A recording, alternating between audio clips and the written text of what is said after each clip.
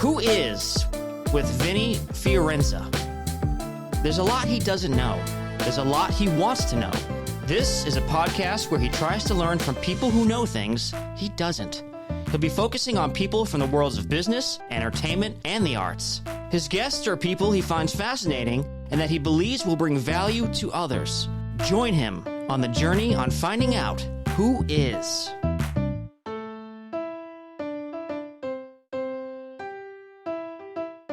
I woke up from this dream with my finger in the air, and I said yes. The tagline for Season of is for those who don't feel the same every season. I want to put my writing onto clothing and merchandise and surround each collection with a different aspect of mental health. My journey through sobriety. It is actually one of the most spiritual experiences I have ever gone through in my entire life. She pulls underwear out of her purse and strapped it across her face, like literally over her ears. She goes, no, this is my mask. We're here with Taylor Roberts of Season of.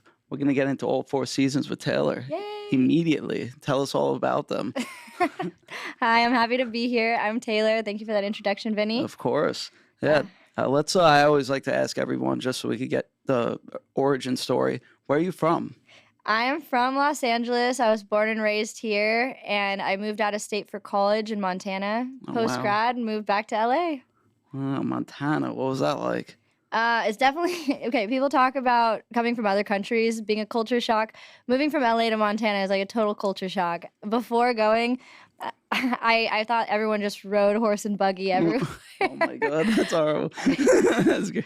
And when I got there, I mean, people do ride horses and raise cattle, all that kind of stuff. But where I was at was in Great Falls. It's super flat, beautiful. It snows like 13 months out of the year. I tell people it's super cold. My sophomore year of college, we were the coldest in the country. And fun fact, if anyone doesn't know Great Falls, Montana, it is actually windier than Chicago and colder than the South Pole, or at least it can get colder than the South Pole. Wow, that is a fun fact. Yeah, we love those here. Thank you. You're welcome. Appreciate that.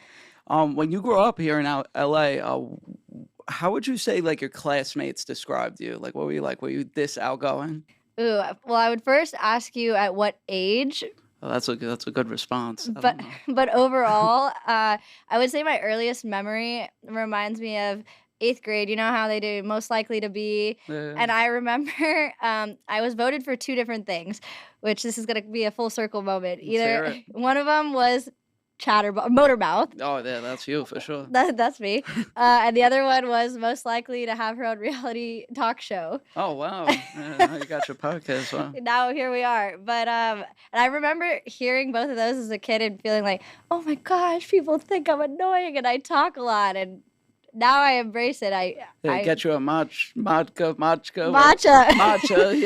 Yeah, that's my kryptonite. Some people like Celsius, and matcha gets me going. I won't sleep for the next 2 days. That's funny. So you were a chatterbox growing up. Did you have any like hobbies when you were a kid that were like specific to you? Yeah, let's hear the weird ones. So I didn't really have any weird hobbies, but I played softball from the time I was 5 through college. Oh, wow. Yeah. What position? I was a pitcher and a second baseman. Wow. And if anyone that knows softball, I was also a slapper, so I was a switch hitter. I didn't know that. Yeah. Wow. I was a switch hitter, so I could hit from the right side, but I would also do like the running hitting from the left side for like placement and. Oh, we should start a team. You're probably playing right now. I wish, honestly. I have no time, but I would love to. Oh, it's good to know. I'm like, if it's a Sunday league, I'm there. Wow, man. You have a lot going on between your brand, this podcast, you have a bunch of other things. Did you always know that you wanted to be a creative, like an entrepreneur?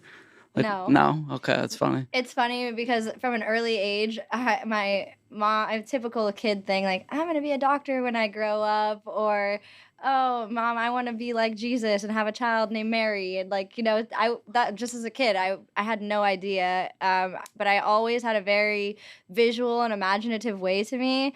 And I've been writing since I was 11 years old. Wow. So writing has always been my outlet and my creative expression, I would say, before I even realized that was a form of expression.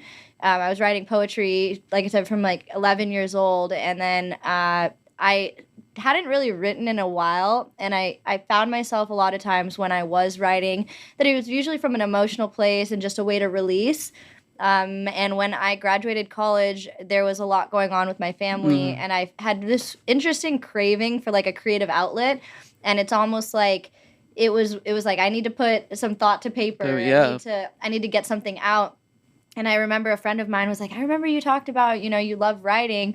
Why don't you just buy a journal? But when you think about journal writing, and especially where I was, my mindset back then, I'm like, that's so lame. What am I going to do? Like, as an adult, have a diary? Like, no, but I mean, I mean, nowadays, especially, like, like a lot of people do that. It's important. And I journal every single day now, which Beautiful. is funny. But I did. I started writing again in 2016 and just fell back in love with poetry and writing and decided to put my work out there. I made an Instagram page for it. So did that? Oh, I gotta check it out. Scope out your poetry. Yeah, Told by T. I don't have any of my recent stuff on there because I'm actually in the process of writing a book. But yeah, surprise.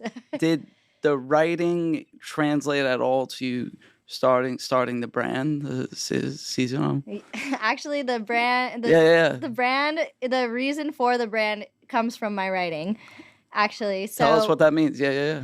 So in saying that I started this Instagram page called Told by T, it was sort of anonymous. Some people knew it was me. A lot of people didn't. And I was just putting my creative writing out there as a way to connect with other people and push the message behind like my mental health journey and just overall trying to find a way to connect with others online and put my work out there. I did a little bit of freelance work at the time.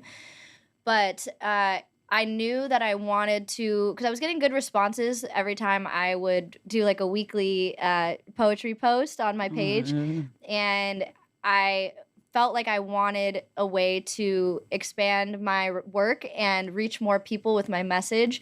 And I'm a very, like, a vivid dreamer. I woke up from this dream, and I tell everybody it was the weirdest thing. I woke up from this dream with my finger in the air, like, and I said yes, and I was with, I was with my ex-boyfriend at the time, and I remember waking up, just, like, sitting straight up with my finger in the air saying yes, and I remember him looking at me in the morning, like, because he used to get up early for work, so I remember him looking at me like, this girl is insane. This girl's insane. She just woke up saying yes from dead sleep. And I told him, I said, I figured it out. I want to put my writing onto clothing and merchandise and surround each collection with a different aspect of mental health.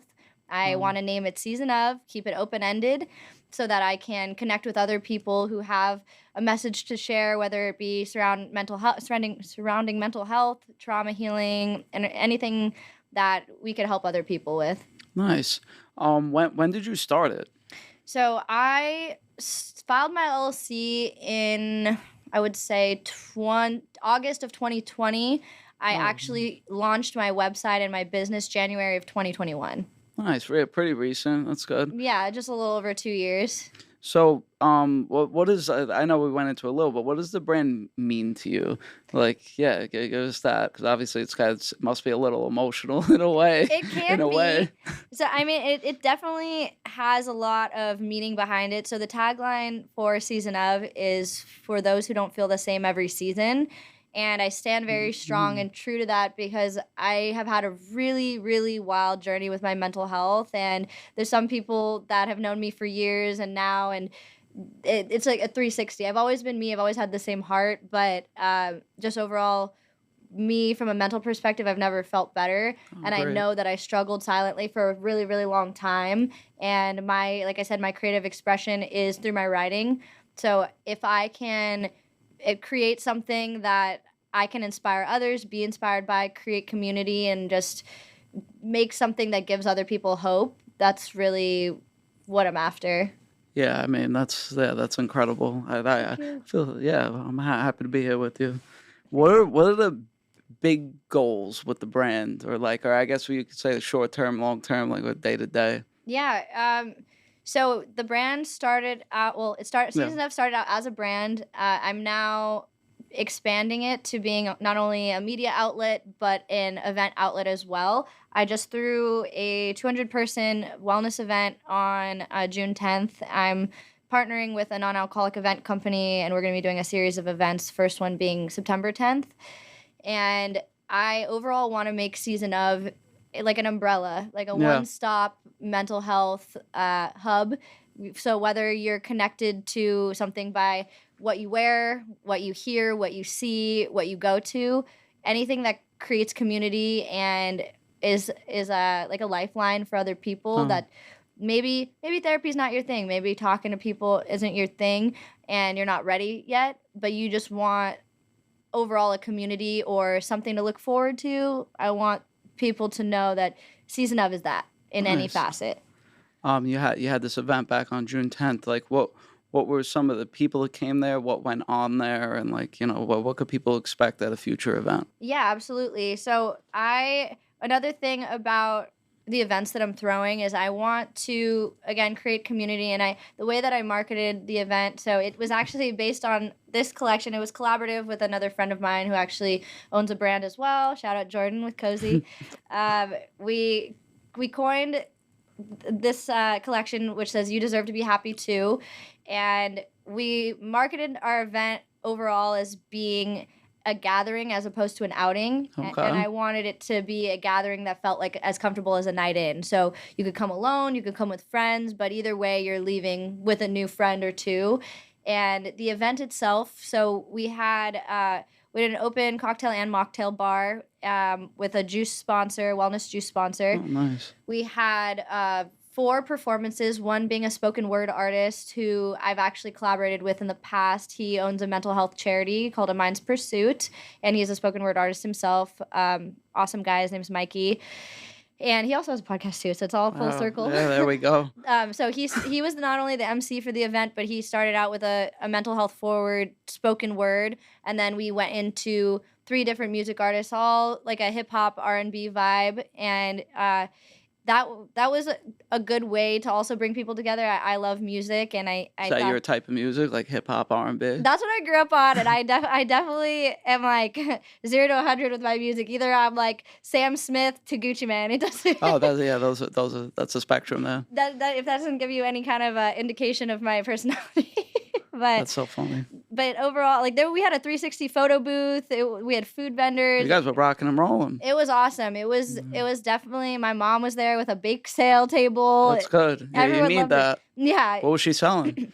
My mom is really creative when it comes to her baking. So she had like creme brulee bars that she made. I can't even remember. There was so much. I didn't even get a chance to have it because That's good. Sounds like she had a great day. Yeah. So many people were coming up to me that like, oh my gosh, I love your mom. I spoke to her for an hour. And I'm like, how did everyone speak to my mom for an hour? It's only a 4-hour event. Yeah, she knows how to do it. You're good at that too. Maybe she speaks fast like you. Yeah, that's the matcha, but that's great. Who's a typical type of person that is currently coming to your event, and like I don't know who do you want coming to your event? Yeah, give us it all. So the last event, it was the nice part about my events, and obviously growing up in LA, I have a very wide range of networking, and I've become the go-to friend for anything. So I have friends that'll call me like, oh my God, you'll never believe it. I need a plumber, or I need tile work, or do you know somebody that can fix a root canal? Like I know a guy. It's like I know a guy for everything. Yeah, you got a guy. No, that's good. I'm like, oh, my uncle does that. Like, it's weird. So my events, it's really nice to see. It almost feels like a big birthday party to me. I'm like, that's great. Everyone in my life that I love, or even people maybe I haven't met that I have connected with online, it's cool to meet them in person. So, for example, the last event too, I like to do the last 2 events I've done. I partnered with a shoe customizer. Wow. And we always create mock-ups and do like a giveaway or a raffle for a custom pair of Season of sneakers. They all have like some kind of messaging from one of the past collections. So the last event, I did it a little bit differently, where normally I would purchase, a shoe. Usually it's an Air Force One, clean, canvas. But I connected with a guy online. He is based out of San Diego, Jordan from Happy Feet. I'm plugging everybody. Yeah, keep it coming. So he resells shoes. He finds a lot of rare sneakers and stuff like that. I randomly came across him on a sponsored ad and connected with him and said, hey, he does a lot of sneaker cons, stuff like that. I said, hey, this is what I do and I've done at past events. Would you be interested in donating a pair of sneakers for this raffle giveaway. It'll be a good opportunity to also like market what you're doing with the shoe customizer. So the three of us went in on it. I put all him and I's logo and my brand messaging on the shoes. That's cool. The shoe customizer made the mock-up. We had a winner.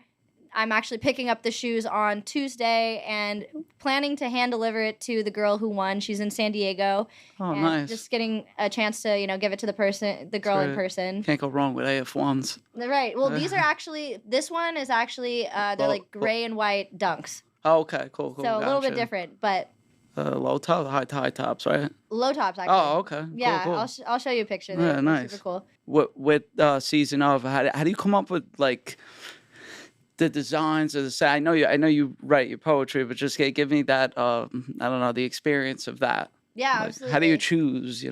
So I think I mentioned a little bit earlier. I'm a very visual learner, and I'm also a very descriptive storyteller. Mm-hmm. If you can't tell by the way that I talk, everything's long story long. It's not going to change. Long story long. I try, but yeah. So when I'm creating a collection, essentially, so we'll take this one for example. So this comes from an original piece of writing. It says, "I am my most sought after season." And then on the back, the image is an hourglass, and I have, instead of sand falling through the hourglass, I have angel numbers. And around the hourglass, it says, "This is your sign that there's still plenty of time." So when you see my Told by T page too with my writing, it looks like there's a bunch of pictures because I like to start each piece with an image that I feel like best reflects what I'm going into or gives some kind of correlation between the two. So the same thing I like to do with my brand. I like to include some really hard messaging that would be a conversation starter and no offense to anybody that makes any clothing, but I didn't want something as basic as like be happy or whatever. Yeah. That would be easy. Everyone knows be happy. But if you see something that says, "I'm my most sought after season," and you see somebody at the airport or in the store or whatever, you look at them, and if you're bold enough, or I encourage people to walk up to that person and be like, "I love your shirt," or "What does that mean?" And just start conversation, create conversation, and that's a step in the right direction too. Definitely do it, especially like that hat. Yeah, this one's pretty straightforward, but I thought it was cute. Oh, it's good. Yeah. I've seen. I think I've seen another person wearing that too. Ooh, worldwide. Yeah, right. Can't be stopped all over. At least that life for sure. Tell us about even like the different articles of clothing. Like, what do you choose? Like, how far does your line go? So I've done a lot of streetwear and loungewear type. Everything is unisex. I wanted to make sure that everything I created, it's something that like male version of me would wear too, and me currently would wear. So I like to be comfortable, but I also like to look cute. So I wanted to create pieces that, if you want to wear a sweatsuit, you could wear it out and not feel like, oh, I'm in my pajamas, Nice. And so I've made everything from hoodies to sweatpants to shorts to hats to sneakers. What am I missing? I made bikini samples this year. They're not going to be released this year, but I'm planning on doing bikinis and swim trunks next year. Nice. I'm also in the process of creating a few more things that are up and coming. We have since January is our 3-year anniversary. I am working with my illustrator right now to create. I've also created custom jackets. We're creating. I've seen that. We have another custom jacket coming out that's going to be super, super dope. I'm gearing that towards some of my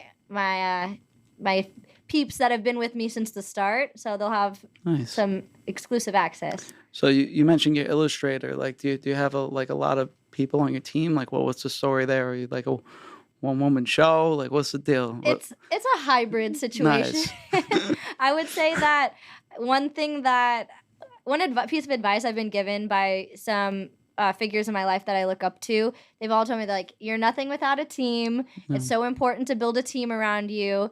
But I have a lot of great people and great resourceful people in my life who just love what I'm doing and support me so much that I'm really grateful for. So I have a lot of people who are very talented in their own crafts that I'm able to integrate into what I'm doing.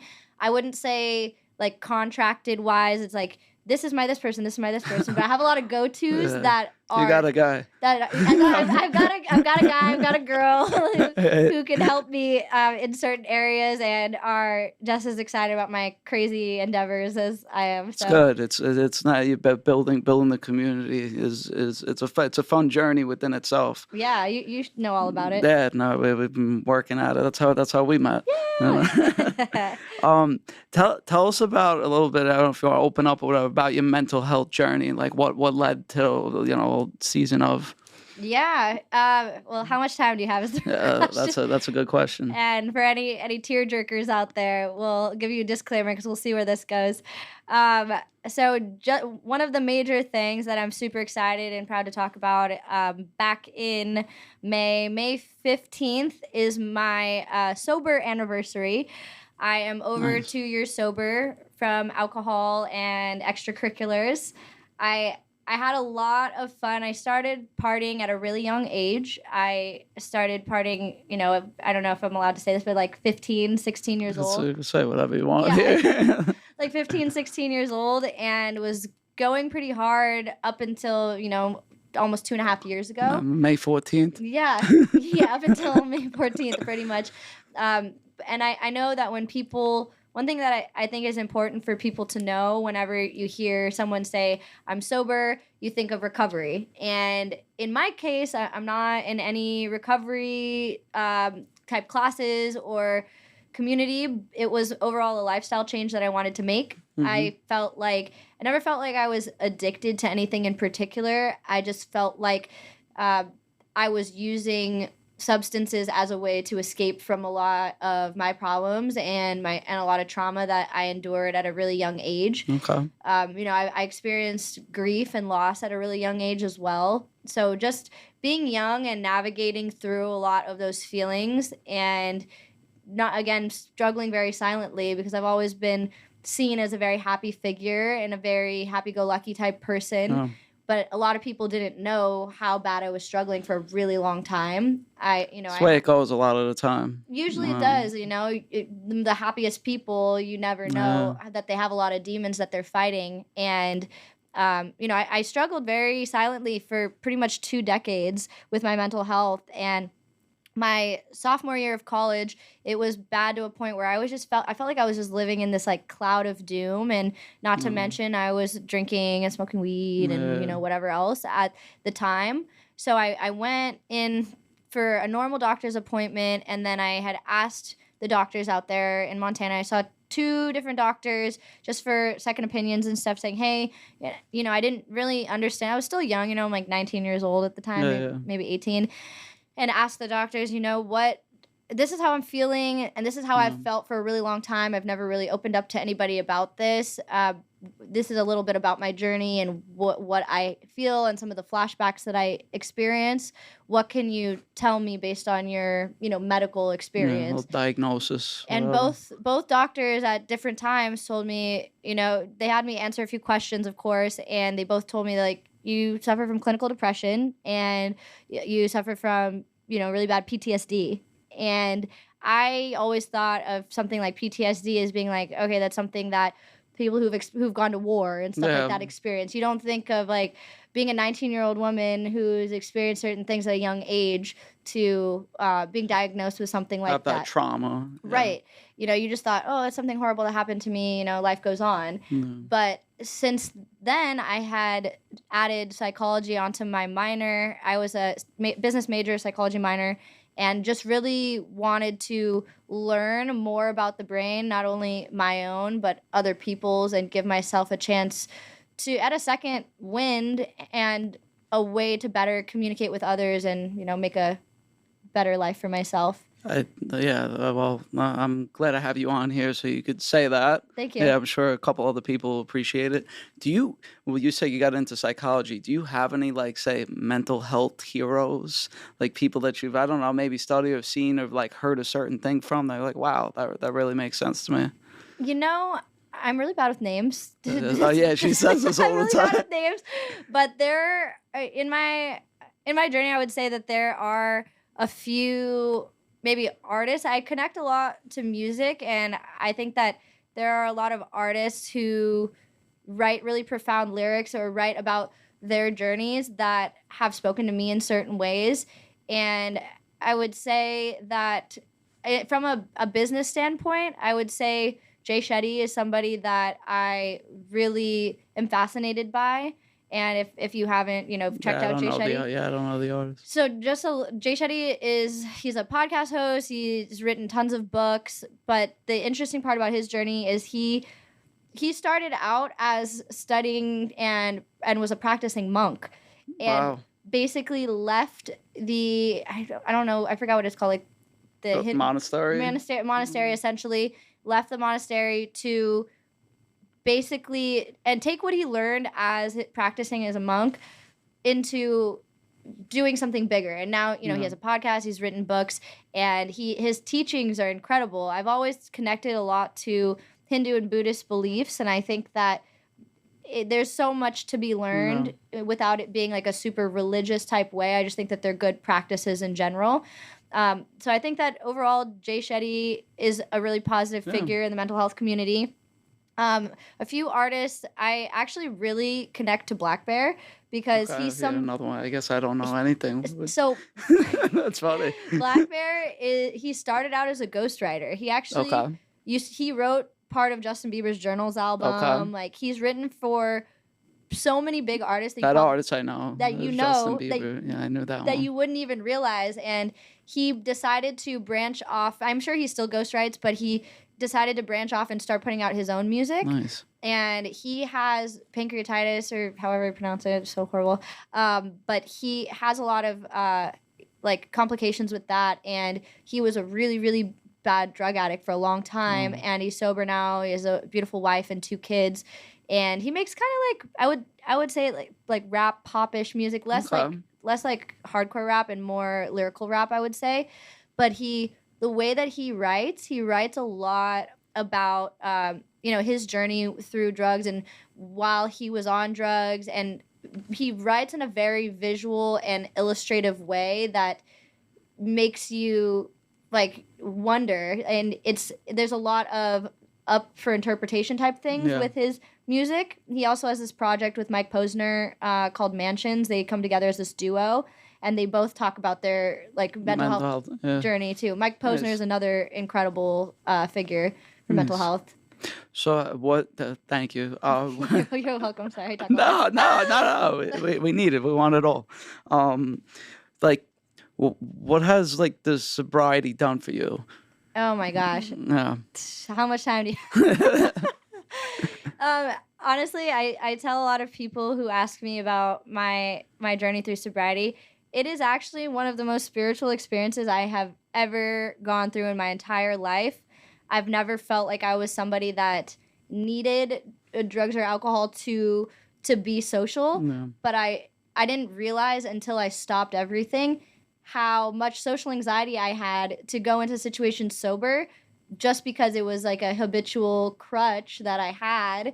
And I can't tell you, anyone that's sober curious or just has any interest in... Sober curious. I never heard that term. Sober curious. Wow. Anybody that has any interest in, just taking a break or completely going sober and thinking, I don't want to be the weird one in my 20s or early years. I'm doing the legwork for you. I'm telling you, it is the greatest thing that decision I've ever made in my entire life. Mm-hmm. I've never felt happier. My manic and depressive episodes have never been fewer. I've never felt more clear-headed. I've never felt more comfortable in my own skin and confident and willing to do things out of my comfort zone. Oh, well, you've almost sold me. Yeah, think about it. Yeah, they thought about it. Funny enough, she lives a sober lifestyle. One of her many jobs is she works in hospitality. How does that work? That's the money question everyone asks me. They're how? Isn't that a conflicting thing? But I truly believe that as a sober woman, that you can do anything that you want, just as you would if you were still partying. I've gone to music festivals sober. I've gone to things alone, and I feel like okay, let me back up. I'm getting ahead of myself here. So being sober now and in saying that I feel the most comfortable in my own skin and surroundings, I am at a point now where I have never felt tempted to go back to partying or drinking or anything like that. It almost is a little bit of an eye-opener, and it's brought me a lot more patience. I like to think I'm a patient person, but now it's like, you've never known patience until you are completely sober around people that are ungodly, piss drunk and ungodly, obnoxiously intoxicated. Like, the things that I've seen, I could write a whole book. Yeah, I'm sure. Yeah, you actually might like this story. I'm gonna tell you one. Go. Yeah, let's hear it. Yeah. So, in working my night job, it was during the mask era where people were still wearing masks. Mask era. Yeah, where they were still required to wear masks in establishments, even though things were starting to open back up. And there was a group of college students that I will never forget this. And if this girl, for some reason, watches it, I'm so sorry, but this is the funniest thing that's ever happened at this job. So I was at the front door, and, I had to make sure everyone had their mask on. I was like, hey, like, being that girl, like, can I have everyone put a mask on? And the girl was like, oh, sure. She was super drunk. She's like, sure. Like, I've got something in my purse. She pulls, are you guys ready for this? She pulls underwear out of her purse and strapped it across her face, like literally over her ears. Wow. And all of her friends looked at her, and her friends were like trying to like grab it off her face, like, you're just drunk, you're putting the wrong thing. She goes, no, this is my mask. And put underwear over her face and was like, let's go, let's run it. And I was beside myself. I didn't. Yeah, that's quite the story. I couldn't even believe it. How'd it go? She got let in, right? I was like A plus for creativity. I have nothing to say to that one. Your face is covered, I guess. Oh my God, a little strange. What was being in hospitality like taught you, and like, do you think you'll have a part in hospitality for a long time? Like, I never saw myself. The funny part is, when a few years ago, when I was living with my old roommate, she's one of my best friends still, she's worked in hospitality for years, like even longer than her and I have known each other. And I used to we lived opposite lives. I was working for attorneys for 5 years and, was working like a typical desk job on the phone, normal hours.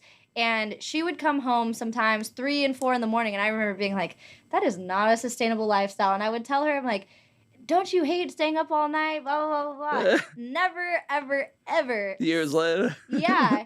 It wasn't until I left my desk job and found myself, just kind of doing side jobs here and there, working in hospitality and events, where I found myself now working, with 2 venues and a big hospitality group.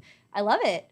I've never been more fascinated by an industry that I've worked in. I've worked in a lot of like different industries than this one. I feel like I get to do what I love, connect with people, meet new people, and That's how we connected. Exactly. Yeah. And it racks a different side of my brain that I didn't even know could be creative in that type of way. That's cool. No, that's cool. I'm happy to like know that, see that, hear about all the different steps that led you there. It's pretty cool. I'm gonna switch it up a little bit. We're gonna get a little rapid fire type of thing. All right. Yeah. Hope you're ready. The matcha has my heart rate up. I'm ready. Oh, good. Yeah, she's rocking and rolling over here. But do you have a favorite meal? Sushi. Sushi. Okay, cool. Is matcha your favorite drink? Yes, I would say so. Wow. All right, cool. Yeah. In my sobriety, I'd also say I'm a big virgin pina colada and Shirley Temple girl. Oh, nice. Yeah, Shirley Temple's good. I'm learning the mocktail wave. Those are like things I remember from my childhood. So I haven't had that in forever. I'm like tapping back into my childhood roots here. That's good. What's your zodiac sign? So they say I'm a cusp.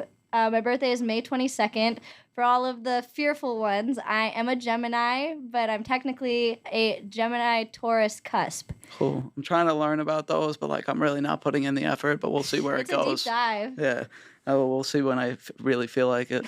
But do you have a favorite music genre? We kind of touched on it, but I would say that I resonate most with R&B, and rap gets me hype. Nice. Yeah, I like that.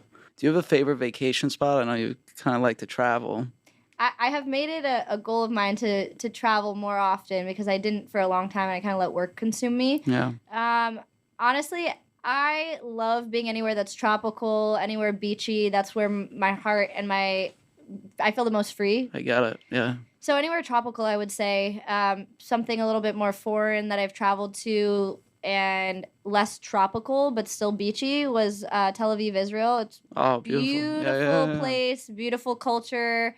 I was blessed to be there for almost 2 weeks. Beautiful. Wow, good trip. Did you do the... It was not Birthright. No. Yeah, I'm sure you get that question all the time. I did not go on Birthright. I was there for a wedding. I was part of a wedding. Nice. And so I got to really see the process of somebody converting from, I think she was Christian or Catholic before, and then converting to being Jewish through her marriage and whatnot. And I went to I was part of a traditional Jewish wedding. It was super cool. That's cool. In Israel. Perfect. They love to party out there. Oh, yeah. No, I have a bunch of friends out here that are Israeli. They have fun. But so this is a fun one. If you could have, well, I'm going to change it up the way I worded it. If you could share a mocktail with any person from history, who would you do it with? Damn, that's a good one. There's so many things and people that are flickering through my mind. I don't know why at the top of my head, Amy Winehouse comes to mind. That's cool. She would definitely have been somebody I would have liked to kind of ask about her mental health journey and understand more. She's also a big inspiration for me musically. Nice. So that's my go-to. Me and my cat, we rock out to Amy Winehouse. That's good. Oh, what's your cat's name? Asher Moon. Asher Moon. I have a that's little fun. moon tattoo right here. Oh, that's good for Asher. That's all the great. Viewers. So yeah, we close that out. If you want to tell the audience, like what's next for you and where can the people find you? Ooh, there's a few places you can find me, but on the internet you could the interweb. So you can find my brand Season of. It's Season of with 2 underscores. You could find same thing on Instagram. Or sorry, same thing on Twitter. Same thing on YouTube for my upcoming podcast series, Season of Speaks. Nice. And you can find my personal at Season of Tay. Perfect. Yes. And for the writing, Told by T. There we go. Yeah, thank you for coming out. This was a lot of fun. It was nice getting to know you like this. Yeah, I know. We get to a more personal way than just all the fun shit. So it was awesome to be here, and I'm super excited to be on here with you guys.